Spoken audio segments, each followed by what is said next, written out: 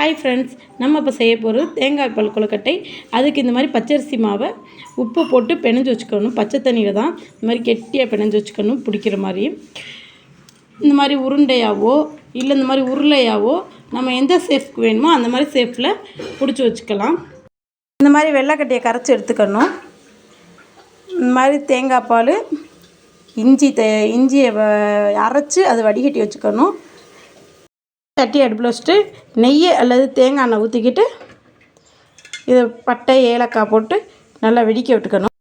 பட்டை ஏலக்காய் இந்த மாதிரி வெடித்து வந்ததும் தண்ணி ஊற்றிக்கணும். கொஞ்சம் தண்ணி ஊற்றிக்கணும்.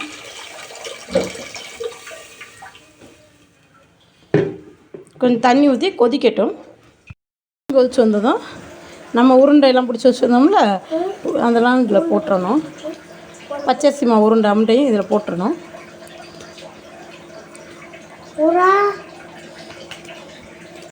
இந்த மாதிரி அந்த உருண்டையெல்லாம் போட்டு ஒரு நிமிஷம் நல்லா கொதிச்சு வந்ததும் அதுக்கப்புறமா இந்த மாதிரி கிண்டி விடணும்.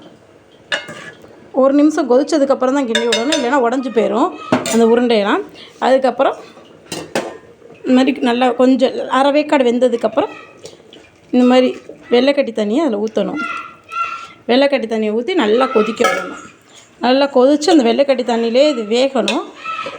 வெள்ளைக்கட்டி தண்ணியிலே வெந்தாதே அது வந்து அப்படியே இதாகி வரும். அந்த வெள்ளை பாவுலேயே நல்லா இது வெந்து வந்தாதே நல்லா இதாகும். பாருங்க,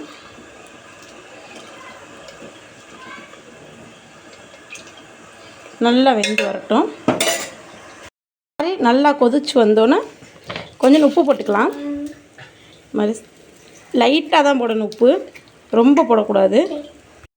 வெள்ளைக்கட்டி பாவில் ஒரு நிமிஷம் வெந்ததுக்கப்புறம் இதில் கொஞ்சம் இந்த இஞ்சி நம்ம அடித்து புழிஞ்சு வச்சுருக்கோம்ல, இதை வந்து இதில் ஊற்றிக்கணும்.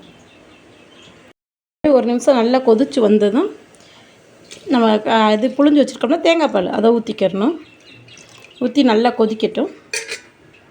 இந்த மாதிரி கொதிச்சு வந்ததும் தேங்காய் பால் ஊற்றி கொதிச்சு வந்ததும் நம்ம கரைச்சி வச்சுருக்க இந்த பச்சரிசி மாவு இதில் ஊற்றணும். இப்படி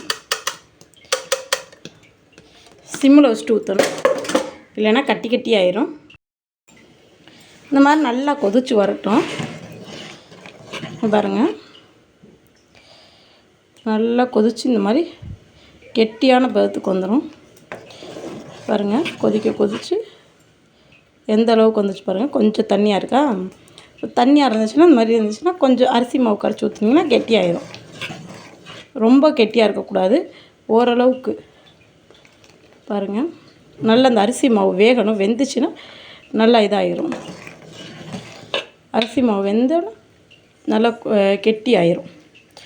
இன்னும் கொஞ்சோன்னு அரிசி மாவு கரைச்சி ஊற்றணும். கொஞ்சம் தண்ணியாக இருக்குது, அரிசி மாவு கரைச்சி ஊற்றி இன்னும் கொஞ்சம் நல்லா கொதிக்க விட்டு வேக விடணும். கொதித்து அரிசி மாவு போட்டு நல்லா கலக்கி ஊற்றி நல்லா கொதித்து வந்தோன்னே இந்த மாதிரி வந்துடும். நல்லா கெட்டி ஆயிரும்.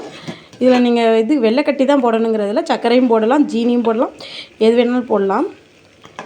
நமக்கு தேவை சுகர் தான், ஆனால் போட்டால் இது வெள்ளைக்கட்டி போட்டால் கொஞ்சம் நல்லது, கொஞ்சம் டேஸ்ட் அதிகமாக இருக்கும்.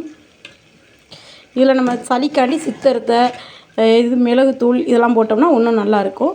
சளிக்கு நல்லா கேட்கும். Bye friends.